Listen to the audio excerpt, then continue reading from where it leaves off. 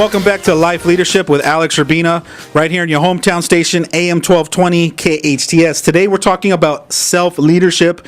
If you want to call in, we'd love for you to call in at 661-298-KHTS or 661-298-5487. Self-leadership. Before we went on the break, Wendy, we were talking about being bigger than your circumstances. That's right, being bigger than your circumstances. And what does that mean? What does it mean when someone says, be bigger than your calendar? Yes. Be bigger than the time. Be big. Than your problems. Than the problems. Yeah. Be bigger than your bank account. Right. Ooh, what does that mean to you? That's a good one. That I'm not what my bank account shows. That's right. That's right. You're absolutely not what your bank account says. Your bank account says you're worth $5. That's not true. Right. If your bank account says you're worth $10 million, that's not true. You just got to be bigger than whatever it is that wants to become your excuses. Because I think that's what it really boils down to, is that just don't create an excuse. Yeah, because there's a million of them. I mean, once you start looking at your circumstances. Easy, and everyone's doing it. Everyone is deciding that there's an excuse that I have to justify why I'm not bigger than my car breaking down, why I'm not bigger than that, hey, I don't have enough money or I don't have enough time. Right. People are always wanting to share their circumstances. Like, well, you don't understand. It's because this is going on in my family. Or you don't understand. It's because this has happened at work. And then we're just supposed to go, oh, okay, that's a good excuse. That's a good enough excuse. I'll let you off the hook. Versus, no, there's no circumstance that's bigger than you. If you're really committed, you can make anything happen. Absolutely. And so do you have clients that you work with that get stuck in that? I do. Quite a few, actually. I have one client right now that has a time constraint in regards to work and being at a particular meeting that we have.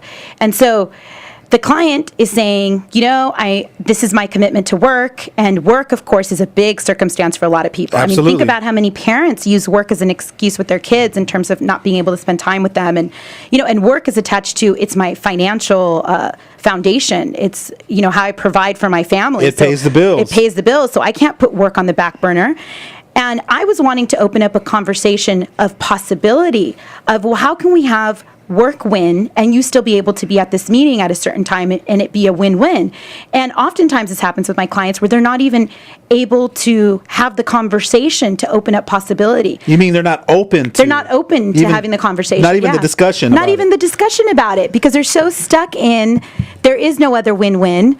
Like, work is at this time and work is taking up, I work until 5 o'clock and you want me to be at a meeting at 2, and 2 is not going to happen because I work until 5. Like, there's just no way I can get out of work, go be somewhere at 2 o'clock and then come back to work. It's just not a win-win scenario. And they only see those two possibilities, leaving work and being at a meeting at 2 or making work happen. Where I know in a conversation, I, from an outside perspective, see 20 different possibilities, right? You could be at a meeting through Skype. You could be a conference call. We could do it through the phone. You could talk to your boss. You could renegotiate some commitments. I mean, I see tons of scenarios. You might even be able to renegotiate the 2 o'clock meeting to a later time that fits your schedule. So this is what would stop some of those people from even entertaining other possibilities. You might open up a possibility that person would have to get out of their comfort zone to create something different, which a lot of people, it's like the death to them if they have to get out of their comfort zone and make a phone call to somebody and renegotiate. That might scare people, just that alone. Absolutely. So, having to take courage. That's right. Make a courageous So they'd much rather just stay stuck on those two possibilities, just black or white, and just live their life like that. Because you opening up possibilities could have other people look at their life and realize, wow, you mean I actually have to go and do that to create a different result? Right, that is a possibility. You can go out there and take yourself on in a different way. That's right. So what I hear you saying is people are really committed to staying stuck in their box. Not all people, but from my experience, it just seems to be the norm. People don't like change. People don't like to look at themselves. People don't want to.